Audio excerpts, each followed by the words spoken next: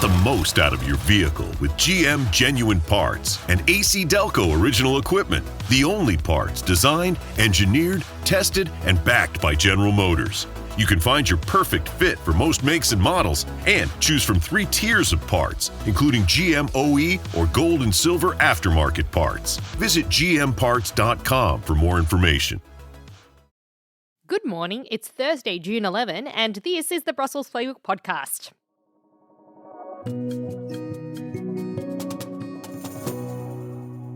The vibe in Brussels today is whoopee as the US prepares its big birthday bash in Brussels.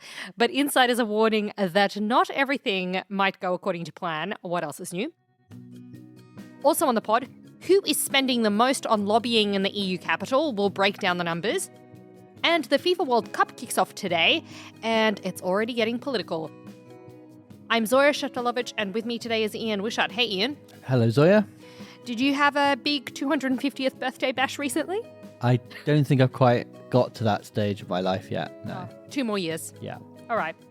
Well, listen, the US is turning 250 on July 4th, and we've got a great story out this morning by our colleague Sebastian Starchevich on the big bash that's happening here in Brussels. Too late to get an invitation, I think, Zoya. I've already been invited. You indeed. Yeah, that's how fancy I am. You'll know then that there's quite a lot of logistics involved just to be a guest. Yeah, I had to upload a photo of myself so that they could make sure that they could recognize me and with like biometrics on entry because it's going to be top security. They'll see your photo and turn you away. This is what the story's about, really, because they're taking over Parc Cinquantenaire. For people who don't know, Brussels, that's a huge public park right next to the EU institutions, usually, well, always open to the public to walk through, go for jogs, walk your dog, but it's going to be closed for the weekend of June the 28th. Not quite the full weekend. So Seb has spoken with the US mission and with the Brussels government, and they've said, look, it's probably going to be like 24, 36 hours that it'll be closed. Okay, and big guest list, the Belgian Prime Minister, Bart de Wever, head of NATO, Mark Rutte, politicians, diplomats, lots of people. Yeah, although it is interesting who's not coming. So they've been invited, but we hear that Ursula von der Leyen, the Commission president, she's going to be a no-show. Snubbing it. She's going to be travelling, we've been told.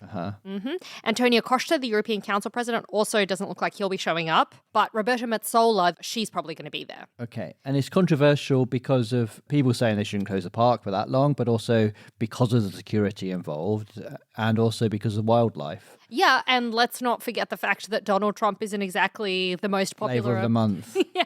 Yeah. So on the environmental stuff, so basically there's going to be a 30-minute fireworks display, which frankly I think is too long. That's a long time for fireworks. Such a long time for fireworks. Yeah. But anyway, they're going to be doing this giant fireworks display, which Donald Trump is very proud of. Let's be clear, you can celebrate America without celebrating Donald Trump. You can, it's true. And I think that is why 5,000 guests are expected. 8,000 invitations were sent out, I saw. That's right. Yeah, that's right. I'm sorry to hear you didn't make the cut. I was snubbed myself. Yeah. Sorry, Ian. But anyway, so the problem is that there's fears about the birds that are in the park and what the fireworks might do for them. There's a big colony of swifts, I'm told. Yes, the regular old swift. It's going to be sad by the fireworks, I gather. I don't know about swifts. I'm not a bird gal. But let's just say they're going to be in some way impacted and people don't like it. Environmentalists don't like it. I think that the impact will be the noise from the fireworks. They don't like loud noises. No, not really. Maybe they should swiftly fly away. Anyway, boom tish.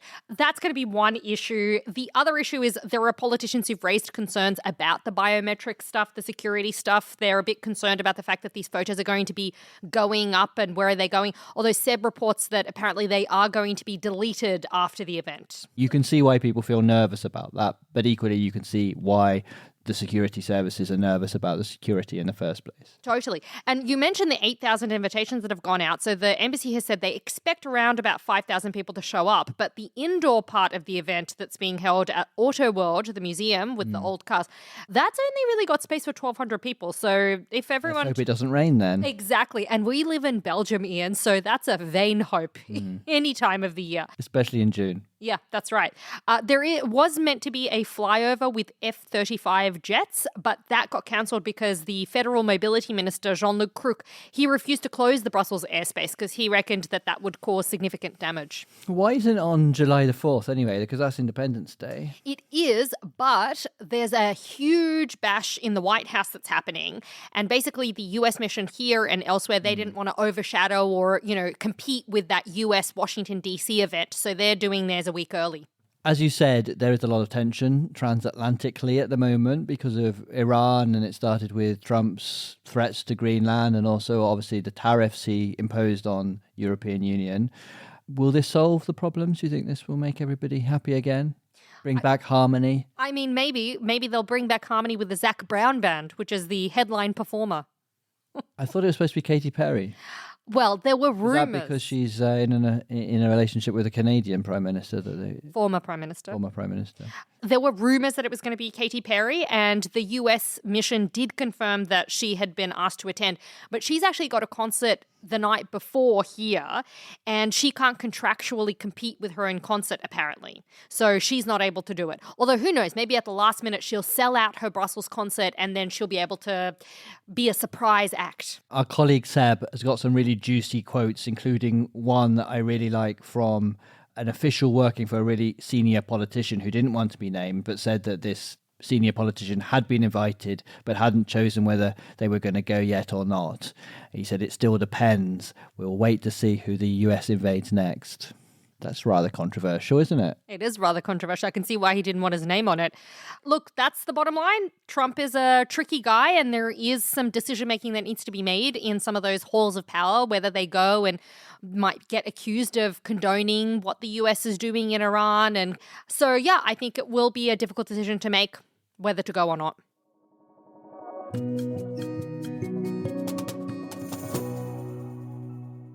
Ian, our next story, it's on lobbying. I think Brussels absolutely survives on lobbying. Yeah, true story. The whole infrastructure of the way that the EU works is lobbying. Yeah, and also plus no one ever has to pay for dinner because they're always lobbying. You go somewhere every night, don't you, get free dinner? Pretty much. Sometimes it's pretty good. Well, listen, our colleague Murray Eccles has her hands on some spending figures that have been released today. On your dinners. Not on dinners. It's lobbying figures released today by Lobby Watch's Corporate Europe Observatory. And she's going to have these figures in full in this afternoon's EU Influence newsletter, which people can sign up to if you haven't already. Comes out at 4:00 on a Thursday. That's right. But in a little preview, before you get that, basically what Murray has found is the big thing is that Germany is the absolute biggest in terms of lobbying spend here in Brussels.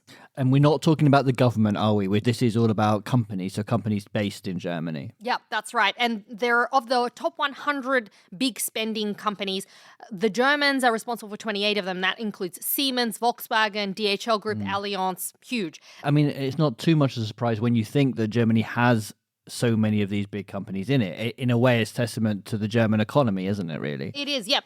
They spent 86.75 million over the last year lobbying the EU. And I suppose that gets shown up in all sorts of different policy areas as well, whether it's, automotive or pharma, tech, tech, emissions trading, and all that sort of thing. Totally. You can see why that money is being spent, and it's you want to, if you work for these companies, you want to persuade MEPs around to your point of view. You want to persuade the Commission around to your point of view. The media, the media too. That's part of the lobbying industry here, isn't it? It is. Although they wouldn't be reflected in these figures, I wouldn't think, because I don't think they have to declare spend on. Oh, is that right? Media. Oh, I don't know. Buying you dinner. Do you declare it? That's the more important I point. don't let them do it. I buy my own dinners, Ian Wishart. Good. Well, listen, in second place after Germany is the US, if you can believe it. Well, I can believe it. And actually, I'm surprised that, in a way, that the US is second to Germany. You would think that with the size of the country and the size of all the companies they have there, tech companies and things like that, then you would think that actually might even surpass Germany. But yeah. They haven't. So they've spent 51.75 million. And France is 26. So that's quite a long way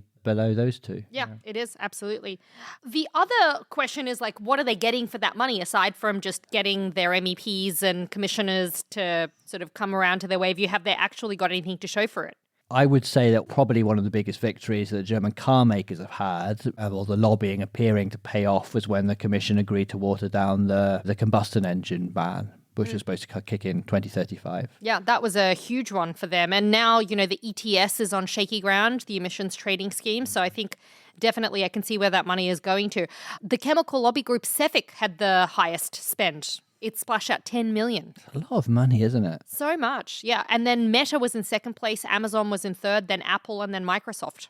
Sian Hughes, the strategy director and head of sustainability at Acumen, which is a public affairs group, explained to Mary for the Influence newsletter today that this lobbying expenditure is not just about political access, it's also about technical work. So trying to get your message across on standards and certification and product regulation and that kind of thing. Yeah, super interesting. There was one very eye-catching stat in the report that kind of caught us all off guard. It was that Grindr, the hookup app, was spending 9 million lobbying in Brussels for last year. I was pretty blown away by that one. I'm sure you were. Turns out it was an error. Yeah. So it was actually meant to be 25,000 euro to 49,999 euro. I would still want to know what that lobby, even 50,000 euros, what does Grindr use 50,000 euros on to lobby EU institutions? Probably something to do with data protection. Who knows? Anyway, they'd accidentally put in their global numbers. So they are spending 9 million on lobbying, just not much in Brussels.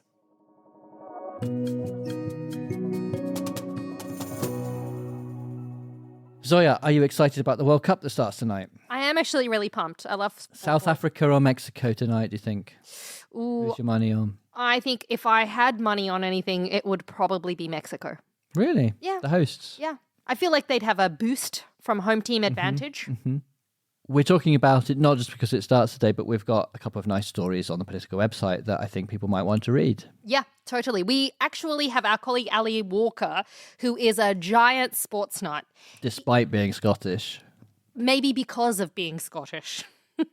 He's in America for the tournament, but because he follows Scotland, I expect he'll be home soon. Yeah, well, someone's got to do it.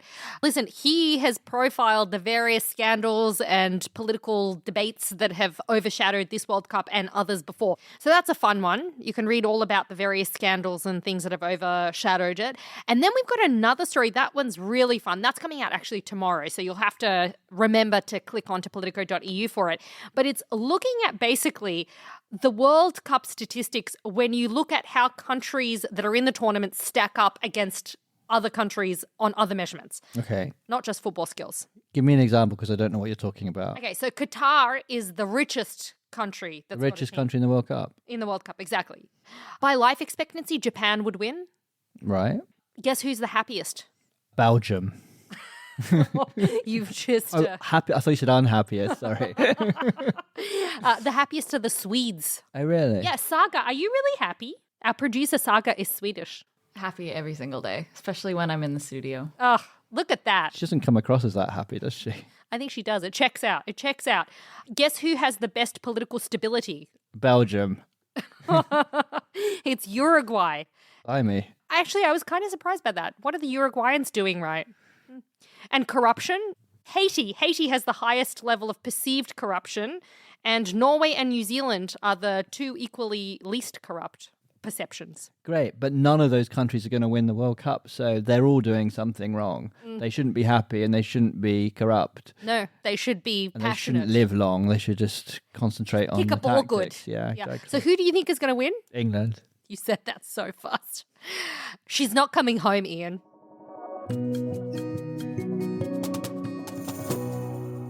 All right. We've got some voicemails to get through. Laura from Slovakia has written in about one of her biggest mispronunciation pet peeves after our chat about mispronunciations. She's got a lesson on how to pronounce a certain Mr. Fix-It's name from the European Commission. Let's listen to that. Hi, Playbook. Hi, Zoya. I'd like to point out that the correct way to pronounce the commissioner's name is as follows. Maroš Šefčovič. It's not Sefcovic, it's Šefčovič. Yeah, like I said, Sefcovic.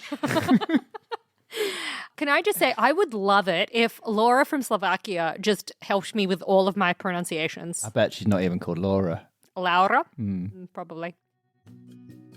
Do we know what's happening on the Brussels Playbook Weekender? Yes, Zoya, we do. Sarah will be talking about national politics and all the sorts of current controversial aspects of politics around Europe. Go on, which countries? Denmark, Greece, France. Oh, that sounds very fun. That's it from us this week. We'll be speaking to you again on Monday, but before that happens, do us a favor. Rate us, review us, tell everyone. Sign up if you haven't already. Okay, bye Zoya. Bye!